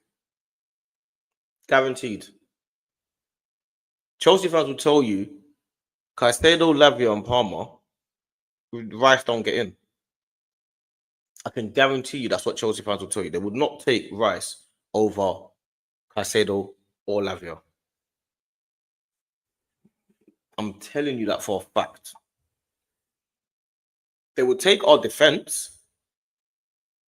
They will take our defense, but they're not taking half of our players. If you say to them Partey instead of Caicedo, they'll tell you no. If you told to them Lavia and the Rice, they'll tell you they'll stick with Lavia. If you say to them Odegaard, Palmer, they'll stick with Palmer. If you go to if you got, what did you say? Kai Havertz set. Sorry, let me check it. Kai Havertz set to miss rest of the season through injury. I'm not even getting into that because it's going to make me get vexed. I'm not getting into that. Hey, Jacob, I big up Dean, big up my broski, big up my G. Justy, that's delusion. What's delusion? What are you talking about? What's delusion? Chelsea fans are not taking Odegaard over Palmer. I'm not deluded. I'm an Arsenal fan. Chelsea fans are not taking Partey. They're not taking Rice, and they're not taking Odegaard. If you used to say to them Rodri, they'll take Rodri. They're not taking our players over their players. The only person that they're taking in our team, yeah, are the centre backs, yeah, and Saka. Obviously, they'll put the keeper. Obviously, for Chelsea, they'll take the keeper in it. But I'm talking about on a whole. They're not taking those players, bro. I don't know why you think they would. They're not. I said it already about Liverpool. Liverpool not taking hardly any of our players. Hardly any. They're not taking any. But I'm not sure what you're. That's like me saying I wouldn't take Virgil van Dijk for Gabriel. I'm not sure what you're saying. I'm not sure what you mean. I don't understand what you're saying. I'm saying our players are not so much better than another team that they would say he definitely gets into your team. Like, that's the point I'm making. That's the point I'm making. Liverpool. All right, so we'll ask Liverpool fans. Let me ask the Liverpool fans in the chat, because there must be some Liverpool fans in the chat. So let me check some of these chats. Let me ask you then, because let's actually do it, innit? I'm taking 4 from Arsenal as an LFC fan. All right, what 4 are you taking? Tell me what 4 you're taking. What 4 are you taking? Let me wait for you to tell me what 4 you're taking, because I need to know what it is you're actually saying. Because I chat to Liverpool fans, and I think maybe I want to know what 4 of our players that you would take that will get into your team today. What 4? Let me see what is. I don't think Virgil van Dijk much better than Gabriel at this current moment. Van Dijk's a different level to Gabriel at this current moment. Gabriel is playing brilliantly. Van Dijk is a completely different level to Gabriel. This is what I'm saying about Arsenal. We think that our Van Dijk and Gabriel are in total different stratospheres. Of course, Gabriel's playing brilliantly right now and stuff like that. Of course he is. But they are completely different calibers of centre-backs, bro. Like, I'm telling you. What did he say? Saka, Saliba, Rice, Gabriel can rotate. No, I'm not talking about rotation. I'm talking about to start in your team. So I'm saying you're getting it confused with what I'm saying. I'm not saying that you wouldn't have Saka in your team. I'm saying Saka doesn't get in over Salah, so Saka doesn't play. I don't know what you're talking about, something else. You're saying Saliba. You take Saliba and get rid of Konate then. I don't think you would. So all of these players don't get in. So I don't know, Zaki, I don't actually know what you're talking about. Man are stuck on names. Bro, what are you saying, fam? Gabriel is nowhere near Van Dijk. What are you saying? They're not close together, bro. I don't know how you're seeing Gabriel and Van Dijk even near each other. They're not close together. Rice starts for Liverpool easy. No, I understand for you, he starts for Liverpool easy. But who does he start in place of? Who does he start in place of? I don't think Rice, they're not getting rid of Gravenberch for Rice. And I don't think many Liverpool players would want McAllister at the team. So I don't know what you mean.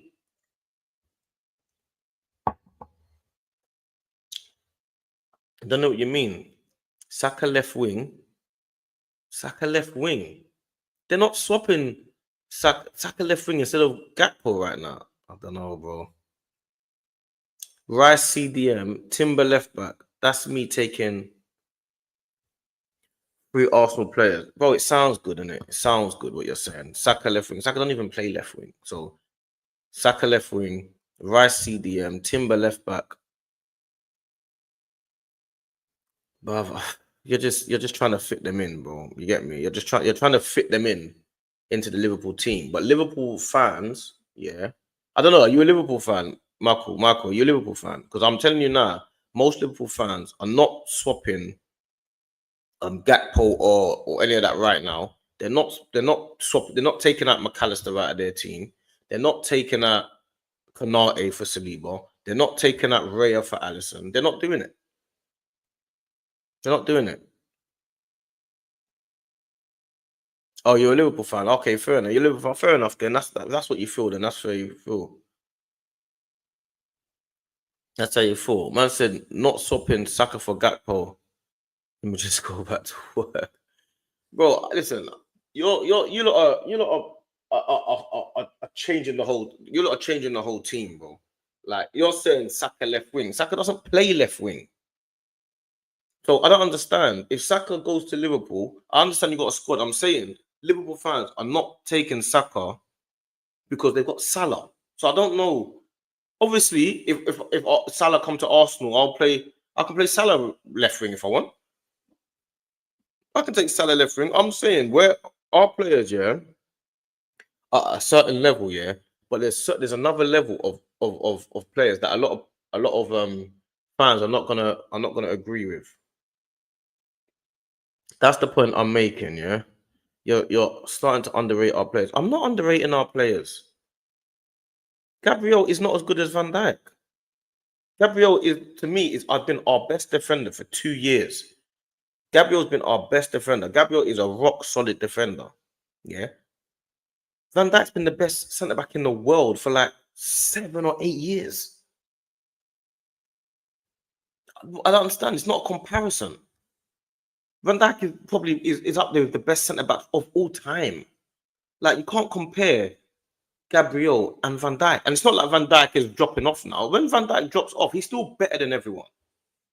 Don't compare Gabriel and Van Dijk. You know what I'm saying? Saliba, to me, is better than Konate. Liverpool are not going to swap Konate for Saliba. I promise you that. If you said to them tomorrow, yeah, Konate comes out, Saliba comes in, they'll tell you absolutely no chance. Big up my brother Chinks. Come on, my broski. What does Dean say? Dean said Rice gets in the 6 next to Gravenberch and Timber plays left back. Okay, fair enough. So you're saying that Timber plays left back. That's what I'm saying. You're doing the reshuffling thing. Fair enough, isn't it? That's the point I'm making. If you're gonna do the reshuffling, then yeah, anyone can do that. You get me? I'm talking about no reshuffling. Obviously, I'm talking about no reshuffling, innit? Yeah, obviously, if I've got Saliba, Van Dijk, and Konate, I'll play 3 at the back, innit? That's what I'll do. I'll play 3 at the back. Obviously, I'm talking about the players in the Arsenal team in the position that they play for Liverpool. Would you put that? That's the point I'm making. Obviously, if you've got Saka and Salah in the same team, you're gonna find a way to fit them in. Obviously, that's not the point I'm making. That's not the point I'm making. I agree. I'm not sure what you agree with. Conversation doesn't make any sense. It's just a matter of preference. Apart from the legendary players of Salah, Van Dijk, and Alisson, and maybe Trent, their squad on a talent level is not that superior. I'm not saying the squad is superior, bro. I'm not saying the squad is superior. Apart from legendary players of Salah, Van Dijk, and Alisson, and maybe Trent, their squad on a talent level is not that superior. But we don't have legendary players in our team. So how is their squad not superior in terms of talent if they've got 4 legendary players in their team? I don't understand what that means. I don't get that. We've got one player. We've got of that level that you're talking about, Salah, Van Dijk, Alisson. We haven't got anyone that level. The only player that's maybe near it is Saka. So I don't understand. You can't say apart from 4 world-class great players, their team is not that superior. That doesn't make sense. Because you're taking away all their superstardom to say that ours is better when you take away their greatest attributes. Doesn't make sense. I think Rice has the best chance to start for them, to be honest. Yeah, he does. Rice has the best chance to start for them. He's the only player that has the best chance to start for them. Timber as well, because Timber can play right back and left back. So Timber as well. You know what I'm saying? But Timber ain't, I don't know, man. No, he ain't been last year. Gabriel and Saliba had better seasons than Van Dijk. Don't know about that, bro. I don't know, man. They might have had better seasons than Van Dijk, but Gabriel and Van Dijk are not the same level, my guy. They're completely different levels. Gakpo only had a good 6 months at Liverpool. Saka been great for a couple of years. Saka would be class. You're comparing a left attacker and a right attacker. I don't understand. Do you get what I'm saying? Is it confusing what I'm saying? I don't understand. What's confusing about what I'm saying, Michael? Why do you keep talking about Saka and Gakpo? I don't understand. Yeah, it's an all-time. The last 2 seasons, we've conceded less goals than Liverpool. How has Verdammt been the best defender in the world for 7 seasons then? So has Gabriel had been the best defender in the world then? Is that what you're saying? That Gabriel's the best defender in the world? You got to tell me if Gabriel's the best defender in the world or not. Like, I only replace our striker and left winger. Timber overstepping over Robbo and Simicast is a bit mad to be realistic. Arsenal players don't make the cut. I'm kind of with you a bit more on their shade. Like, Timber probably does overstep Robbo. Timber will overstep Robbo to me, anyway. But that's me as an Arsenal fan watching him every week. You know what I'm saying? I don't think you're gonna go and just be like, yeah. There's only certain players that to me are just standouts, innit? Like Odegaard was in that, but I don't think he's in that anymore. But Saka's the only one. Obviously, Saka, Saliba, and Gabriel were the main, and Raya are the main ones. Like Rice. Well, I don't think some teams are going to be thinking that they're where we think they are personally. That's like coming across. I hear it. Allison too. Yeah, that's comparison makes no sense at all. I don't know what comparison you're talking about. Oh my God, Baron Konate, all on the way to be legendary. Maybe, but they're not there yet. Not there yet. So how did they have these legendary players? We don't have many top players. They would have been clear of us the past few seasons. So how did they have these legendary players? I don't understand what you're saying. I don't know what you mean. What do you mean? How did they have these legendary players? I don't know what you mean. That's my point. Apart of the legendary players, yeah. Apart from the legendary players, but they have a legendary players, isn't it? No striker FC. Hey, bro. Gakpo is also adjusting to the league. Yeah, he is. Fred Van Dijk had a down year when he finished 5th. Yeah, true that. Well, Gabriel up there to be. Yeah, he is up there. He's up there, but they're not swapping Gabriel for Van Dijk. Trust me. I'm not saying we are better than them. I'm saying they aren't some Real Madrid. Arsenal have very good players too, just none of them are legendary yet.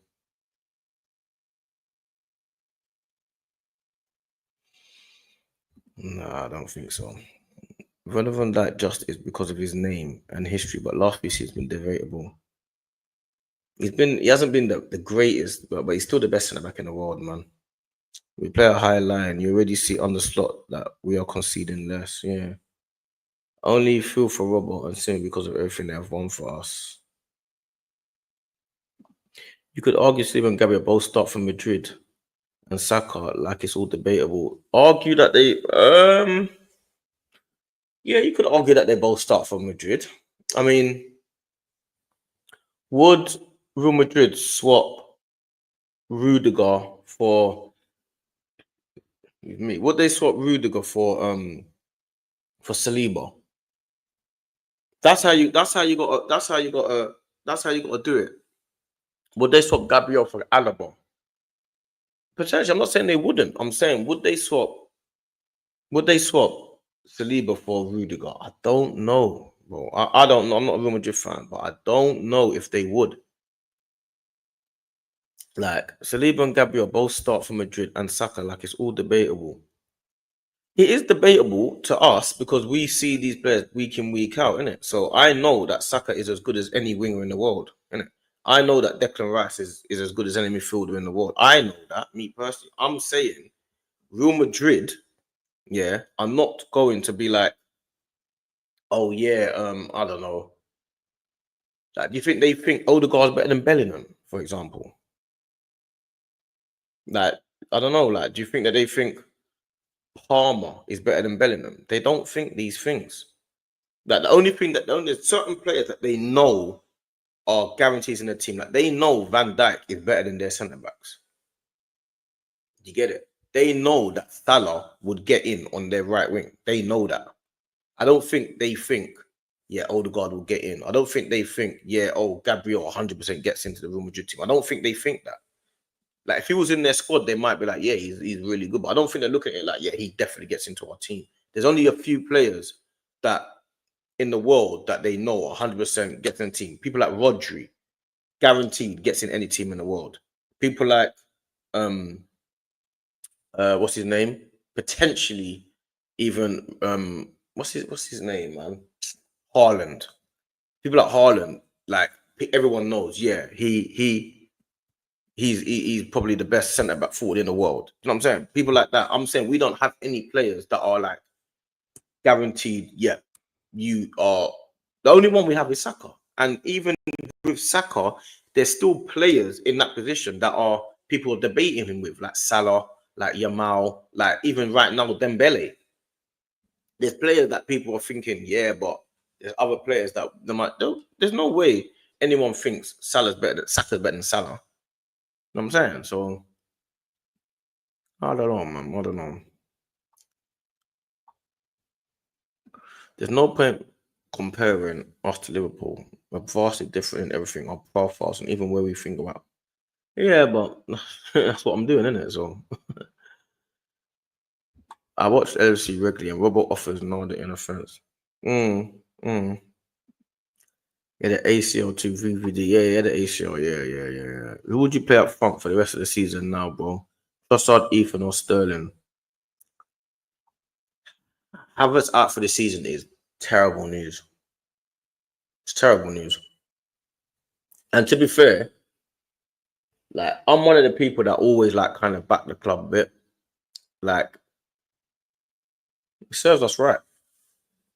It serves us right. Like you decided not to buy, so it serves us right. Like what are we gonna do now? I don't even know who I'd play up front. Jesus is out for the season. Tomiyasu is out for the season. Havertz is not out for the season. Saka was out for 3 months or whatever. It's like, bruv, what we're doing? We're talking about Ethan Waneri to what? Try and win us the Champions League up front, bruv. Come on, bro. Let's be serious, bro. Let's be serious, lad. Let's be serious, man. Let's be serious. Trossard up front for the rest of the season is diabolical. Serves us right. Not to say that it can't work and patch it up or whatever, but this is where I think like the criticism comes in. Even that young player, that Chido Martin guy, like I'm not saying that he would have started now, but I'm there thinking, bro, all you had to do was wait 3 more months. All you had to do was wait 3 more months. You're gonna have to fire your agent. Your agent that's getting you and your team that's getting you to go to Man United and be like, yeah. All of a sudden, everyone's injured, got no strikers. You definitely would have been in the squad. You definitely would have been like, they would have been training with the first team in Dubai now. You definitely would have been like, oh, is he ready or is he not ready? Maybe we should put him in now. Chido Martin is now looking at it like, did I make the right choice here? Doesn't make sense. We're having a bad spell. And do you know what? We deserve it. Not to say you always have to spend money, but there's no preparation. The whole world said you need a striker. The whole world said you need attacking reinforcements. You chose not to do it. So now all of a sudden we're in the Champions League and we're looking at players like Max Dowman, who's 15 years old. Is that what we're doing?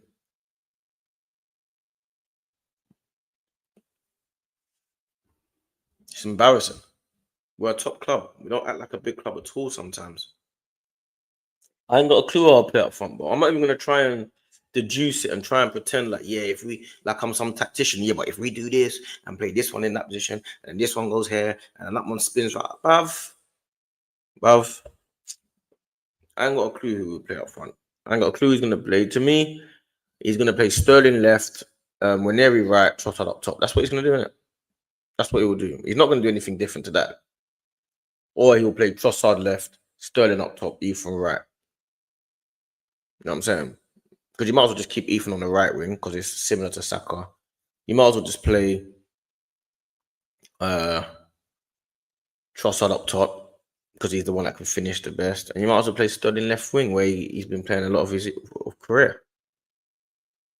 What else? What else are we going to do? There's nothing else for us to do. And all it requires is another injury.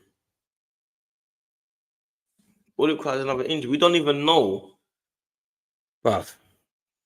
I didn't even know that he was out for this season. You lot told me this today. Him being out for this season is exactly what we deserve, man. The fact that he's even got this much weight in our team alone is annoying. The fact we even have Havertz out for the season is a big problem in our team is annoying. It was just going to be our luck. As soon as the transfer window closed and all that, Martinelli injured. We knew that Jesus was out for ages. Now Havertz. So we've got 3 players now that are out in the space of a week and a bit. A week and a bit. How can we have 3 players out in a week and a bit? How does that make sense? How does that make sense? It's ridiculous, man. 3 players out in a week and a bit. And now the owners are now looking at it like they can't. Okay, I wouldn't know what they're thinking. They can't be thinking, yeah, but we didn't want to buy anyone though. They must be thinking of it like, yeah, we made a mistake. Like if anyone makes mistakes, innit? So if they were like, yeah, we made a mistake, man. Yeah, we messed up, man. We should have signed someone. Then I'll be like, okay, fair enough. We knew that anyway, but you can make mistakes, innit? So fair enough. Mistakes happen, innit?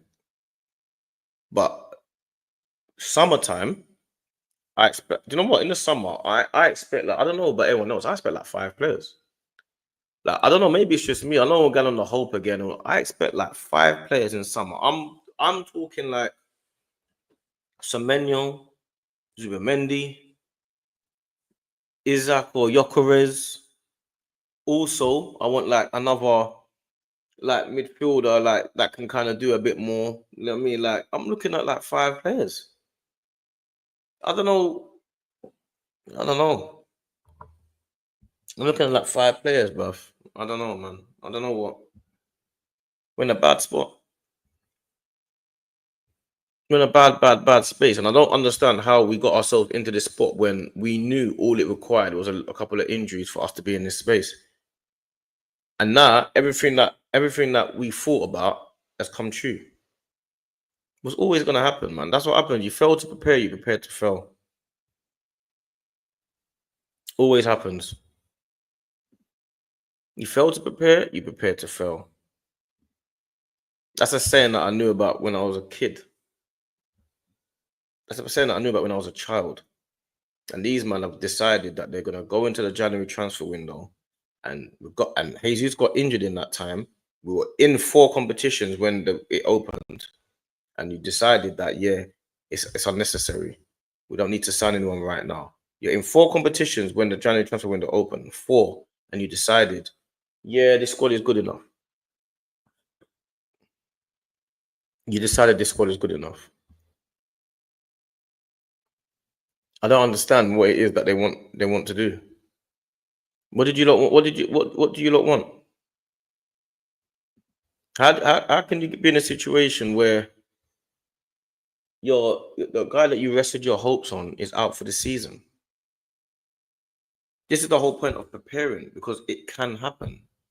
That's the whole point of why they've got a January transfer window. That's the whole point of it, because there's a second. That to me, you shouldn't even be allowed to sign anyone in the January transfer window. It should just be summer and that's it. The January transfer window, it doesn't exist. That's how I would see it. Like you're not allowed to sign. There's no more. The transfer window is just one transfer window. That's how I would have it. Because all of this being able to patch up in January gives everyone a chance. And what it does, like it gave Man City a chance, and they went and done a madness. They said, yeah, this is what we need to do. Arsenal now are thinking that they've got a squad capable of competing. How does that work? Look at what you're saying. We need 6 or 7 players. We need minimum backup goalkeeper, left back. 2 midfielders to replace Partey and Jorginho. I don't think Partey will leave. And 3 attacker, striker, soccer pivot on the left. I don't think. Yeah, we do, but I don't think Partey will leave. I don't think he will leave.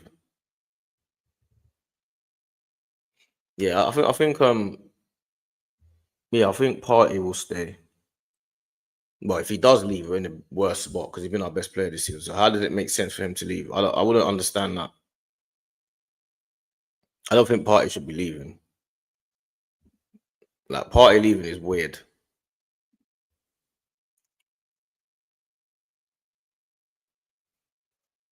Yeah, minimum 5 players needed. What did he say?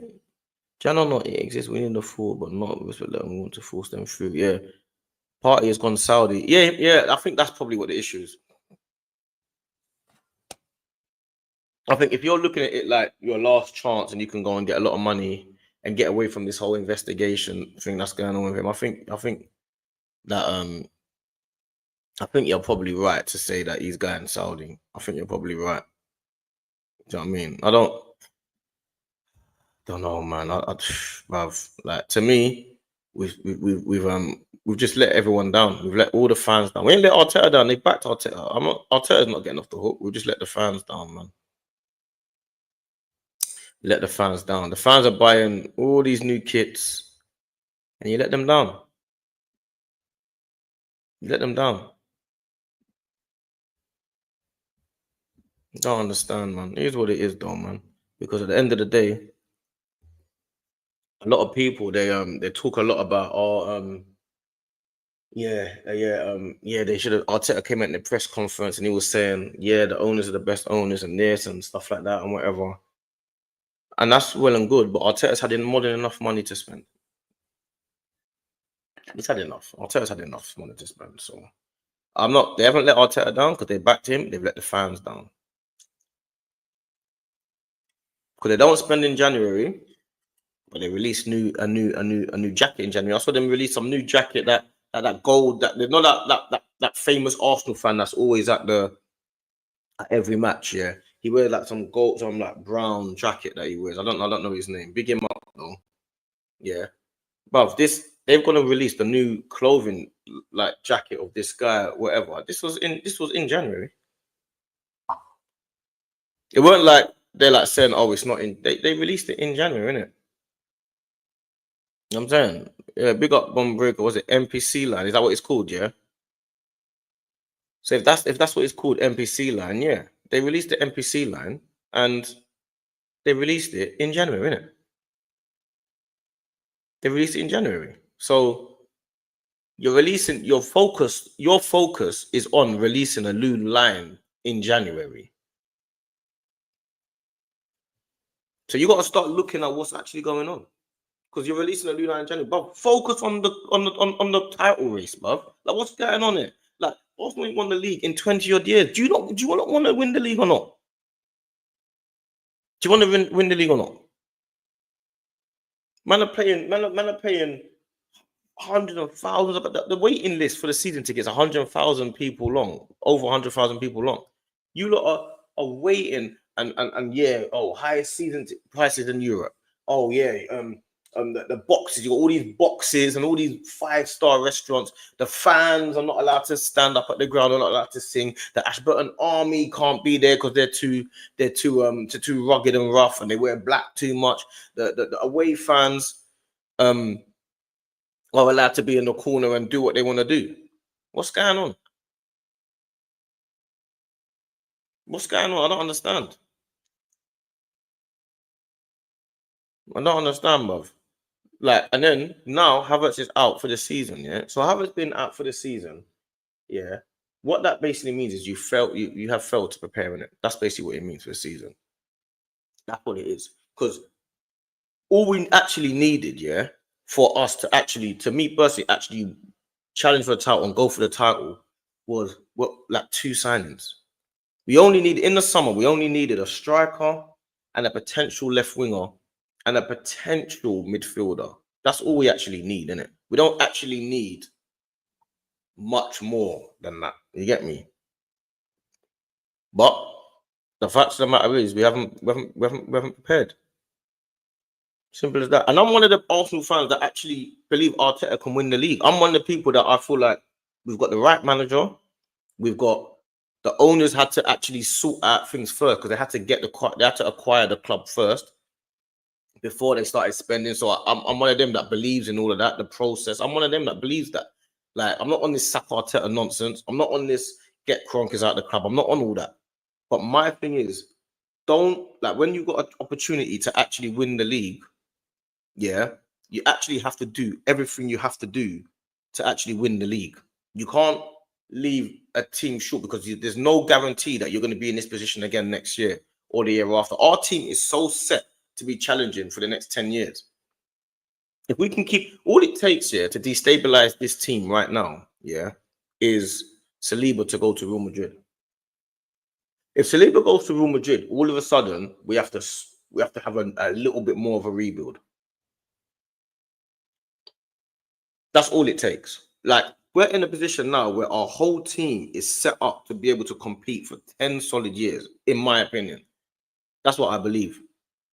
So I think, like, if you've got this team that's set like this for a while, and you can see Arteta has built this big structure and it looks real good, and you look, okay, this looks quite good actually.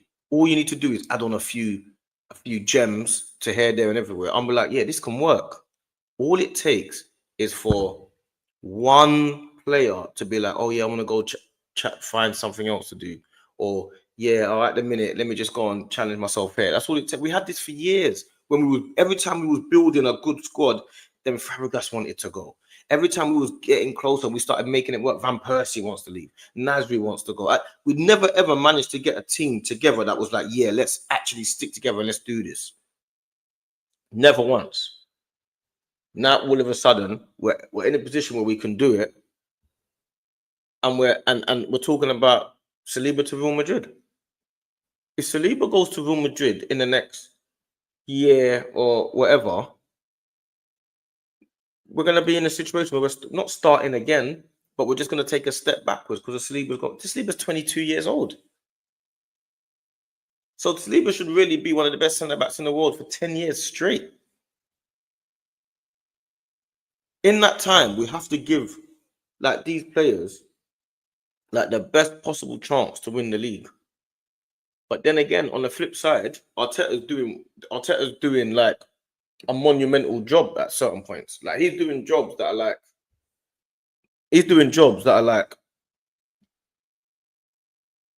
I don't know. He's doing a job that he's like, not saying, to me, he's overachieving a little bit, isn't it? A lot of people don't think he's overachieving. They think that he hasn't won anything for a while. But I'm more on the thing of it takes time to overtake a Man City. Like, Man City have had a little drop off. We're coming up. We're not ahead of them, but we're above them in the league now. We just beat them 5-1. Okay, they need to start catching up to us a little bit. Liverpool are just there. We're trying to catch them up. So to me, we're at the top table, isn't it? We're at the top table and we're competing with the top table. But we have to get a little bit higher. And to get a little bit higher, you got to say we need 2 or 3 solid players in the team. And the last thing I want to see is a new clothing brand. I don't want to see that. I don't want to see that. I don't want to see a new jacket. I don't want to see a new jacket. Because now, you lot are saying that Havertz is out for the season. So the new jacket's not going to help. And Arteta, and let me tell you another thing that I'm a little bit more worried about as well. I'm a little bit worried about this Edu leaving as well. I don't understand why he just left. I understand that they said that he got way more money. So if you got way more money, fair enough. I don't get, because that seemed like a good relationship to me. I didn't really know that he would need to leave. And I'm a little bit, I don't want Arteta to get bored either. I don't want Arteta to be, I feel like Arteta is building like something that he feels like this is his own.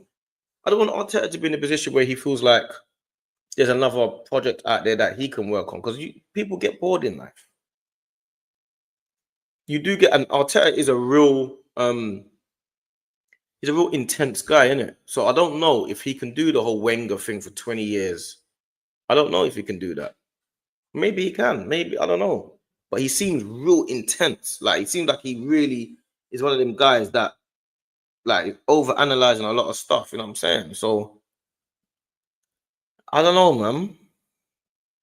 Let me go back to Chilo's chat. Sorry, man. I know I'll just keep rambling on. Going to chat. You happy with what Arteta has done? Yeah, of course I'm happy with what Arteta has done. He's taken us from, like, where we were at the time, he's rebuilt the squad and he's took us to the top table, innit? So I'm not gonna have him taking us to the top table and then not allowing him to fulfill what he wanted to do. Like, I'm not gonna do that. I've got to, like, Arteta's the type of manager that I would want at my club, innit? So I can't be looking at Arteta going like, oh yeah, no, you can't. I don't want you at the club no more. I want Arteta at the club, bro. I'm happy for Arteta to be at the club. Like, you know what I'm saying?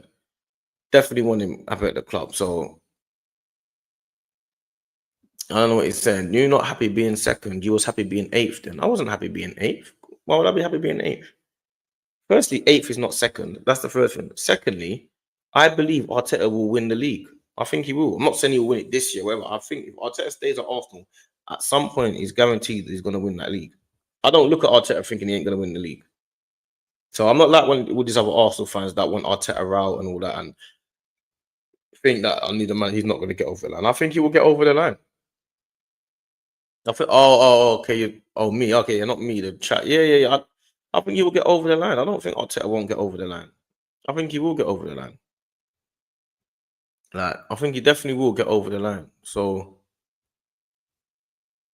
yeah, I don't think he won't get over the line at all. I definitely think he will get over the line. It's just, we're just going to have to just get over the line. You know what I'm saying? But it depends, man. It depends how I wonder what Arteta's thinking, man. I'd love to know what he's actually thinking. What did Jacob say? Man says if Arteta was a true tactician, he'll find a way to get over the line. Yeah, I mean, it's never that simple though, is it? You know what I'm saying? Arteta, one of the best upcoming managers about if he leaves, he goes to one of the best clubs in the world and wins things. Yeah, I agree with you. I don't even think he's one of the best up-and-coming managers. I think he's one of the best managers in the world right now. I don't even think he's one of the best upcoming managers. I think he's one of the best managers, period. That's what I believe. I think he's one of the best managers here, and that's it. So, like, if you look at our team, we're super well coached. Like, very rarely does a team get the better of us, like, tactically. Very rarely does Arteta get it wrong. He doesn't get it wrong too often. So I don't want people to think that Arteta gets it wrong a lot. He doesn't get it wrong very often, man. Very often he gets it right, innit? So, but you got like people are always gonna be like, you haven't won anything, innit? And that's just the way it is, isn't it? So, but yeah, I'm gonna redirect you lot over to Never a Foul. I know they're live. I'm gonna redirect man over to Never a Foul, and then I'm gonna go downstairs, get something. I think I've got delivery coming, and then I might jump on Never a Foul anyway. So, but yeah, I'm gonna redirect you over to there, innit? So every Wednesday, man, you know we do this Wednesday mornings, man. I'm gonna do this every Wednesday now. Just talk about Arsenal because a lot of the time I'm online. I'm not really talking about Arsenal. You know when you're on other streams, I'm end up analyzing Tottenham. I'm talking about Chelsea, Man City. I don't really care about that. I want to talk about Arsenal, my club, innit? So I'm gonna make a designed show just for Arsenal, like Wednesdays. You get me? So I can just talk about Arsenal. You know what I'm saying? On my own thing, you get me? In my own way. You know what I'm saying? So that's what I'm gonna do Wednesday mornings, yeah. Wicked Wednesdays. And then yeah, that's just what man's gonna do. Wednesdays, isn't it? You know what I'm saying? But yeah, I'm gonna direct you man over to Never a Foul. And then yeah, we'll link up again. We'll see you when we see you.